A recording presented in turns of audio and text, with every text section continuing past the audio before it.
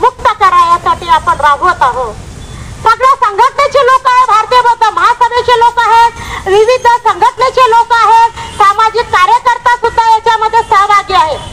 आज आपल्याला हे आंदोलन जे आहे महाबोधी महाविहाराचं आंदोलन 130 दिवसापासून चालू आहे आणि पहिलं आंदोलन हे तिथे बुद्धगया इथे सुरू करण्यात आलेलं होतं आणि भंतेजी त्या आंदोलनात बसलेले होते आणि लामाचं नाव फार येत होतं.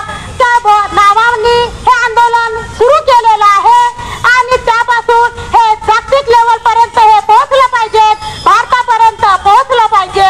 तर तिथून ही सुरुवात झाली आणि ती सुरुवात नागपूरमध्ये आली आणि नागपूरला सुद्धा इथे आंदोलनाची सुरुवात केली आणि नागपूरची जनता ही जागृत जनता आहे आणि कोणतंही जरी कार्य जर जवळचं असेल आणि कार्य जर पूर्ण होत असेल तर ती पूर्ण म्हणजे नागपूर मधून होते.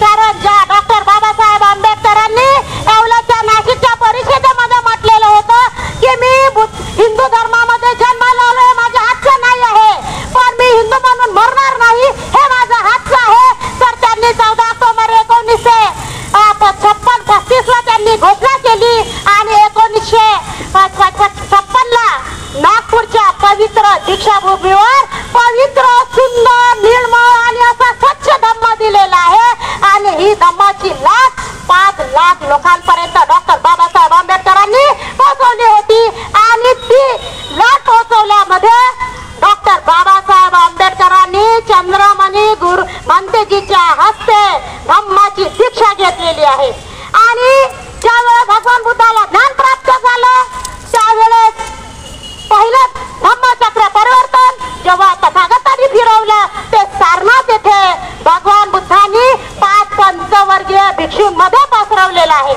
आणि तिथूनच सुरुवात भंतेजीची झालेली आहे. तर हे आंदोलन जे सुरू झालेलं आहे भंतेजींनी सुरू केलेलं आहे. मला कोणाचा इथे नाव घेऊन विरोध करायचा नाही आहे पण भंतेजी जे तिथून सुरुवात झालेली आहे. तर जेव्हा 5-6 एप्रिलला नागपूरला बेजनबाग मध्ये इथे सभा झालेली होती, लामा सरांचं नावा भंतेजीचं नेतृत्व होतं. त्यानंतर सगळे भंतेजी एकत्र होते.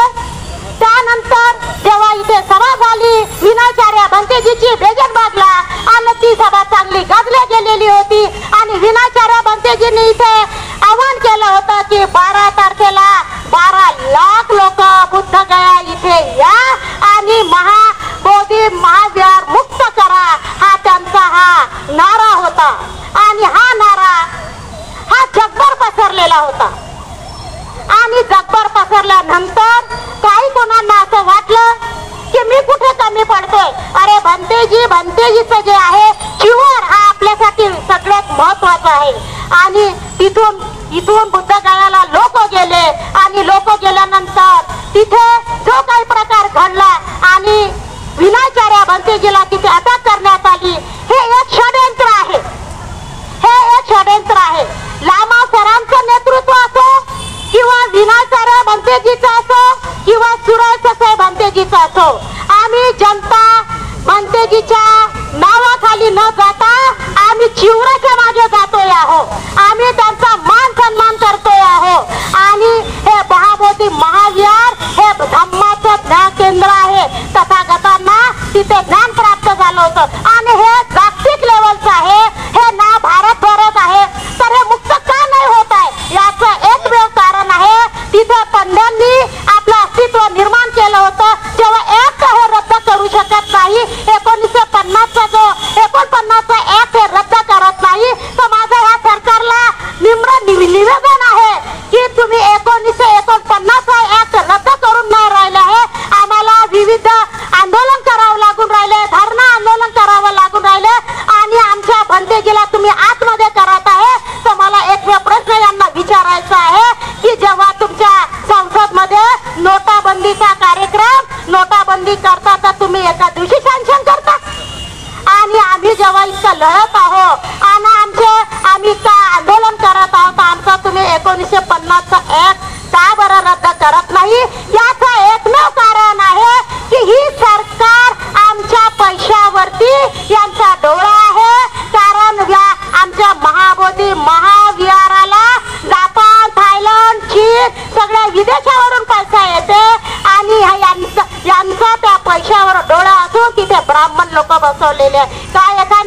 आपल्यानी मस्जिद मध्ये नाही, ईशाई मध्ये नाही ना आमच्या बोध्याच्यावरच का? तर याचं एकमेव कारण आहे, मला कोणाची टीका करायची नाही आहे, पण लामा बनतेजी आणि विनाचार्य बनतेजी आणि अदर सगळे बनतेजी एका कोप्या एकानी जर राहिले आणि एकाच्यानी जर आंदोलन केलं तर ह्या पडण्याची ताकद नाही आहे आपल्याला रोखण्याची.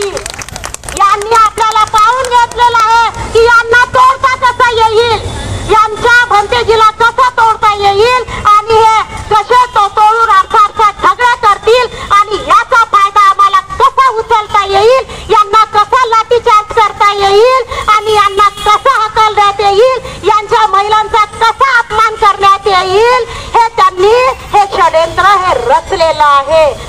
लामानी का विनाचार्य बनतेजीनं कुणाची चोरी नाही केली होती. विनाचार्य बनतेजींनी इथे येऊन फक्त आश्वासन देऊन लोकांना एकत्रित केलेलं होतं आणि त्यांना माहित आहे की आंबेडकरी जनता, बुद्ध जनता ही जर पेटली तर ही कुणाला ऐकत नाही, म्हणून यांनी तोडण्याचं काम केलेलं आहे. तर मला एवढंच प्रसंगी एवढं सांगायचं